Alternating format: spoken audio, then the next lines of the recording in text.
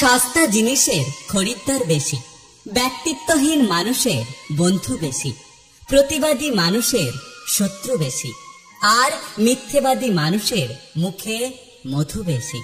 কখনো কাউকে তার বর্তমান পরিস্থিতি দেখে অবহেলা করো না। মনে রেখো, সময়ের চাকা অনবরত ঘুরতে থাকে। সবাই বলে কাউকে কষ্ট দিয়ে সুখী হতে পারবে না, কিন্তু বাস্তবে যা দেখা যায়, আসলে সুখী তারাই যারা অন্যকে বেশি করে কষ্ট দেয়।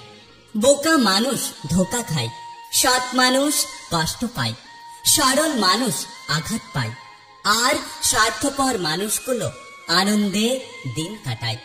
জলে না নামলে যেমন সাঁতার শেখা যায় না, তেমনি মানুষের সাথে না মিশলে বোঝা যায় না যে মানুষটা আসলে কেমন। প্রতিটা মানুষই একটা ভরসা পাওয়ার মতো মানুষ খোঁজে, যেখানে শরীরের থেকেও মনের দাম অনেক বেশি। পৃথিবীর সবচেয়ে বড় লটারি হচ্ছে বিশ্বাসী কোনো মানুষকে খুঁজে পাওয়া। মানুষের মিথ্যে অভিনয় দেখতে দেখতে অনেক কিছু শিখলাম, শুধু মিথ্যে অভিনয় করাটা শিখতে পারলাম না।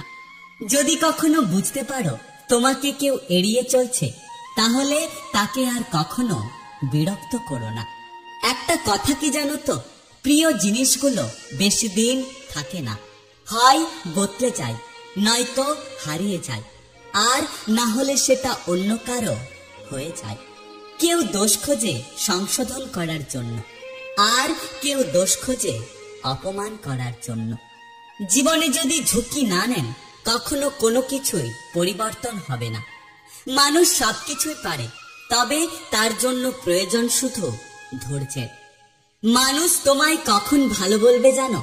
যখন তুমি তাদের মতো করে চলবে। কারোর প্রিয় তুমি তখনই হবে যখন তারা নিজেদের ইচ্ছে মতো তোমাকে ব্যবহার করতে পারবে। আর একটু এদিক ওদিক হলেই তোমার নামে তারা বদনাম ছড়াবে। সময়ের সাথে সাথে যদি কোনো সম্পর্ক বদলে যায়, তাহলে ভেবে নেবেন সে সম্পর্কে ভালোবাসা ছিল না, যেটা ছিল সেটা কেবল প্রয়োজন। ভালো বই আর ভালো মানুষ তাড়াতাড়ি বোঝা যায় না, সেটাকে পড়তে হয়, তবেই সেটা ভালোভাবে বোঝা যায়।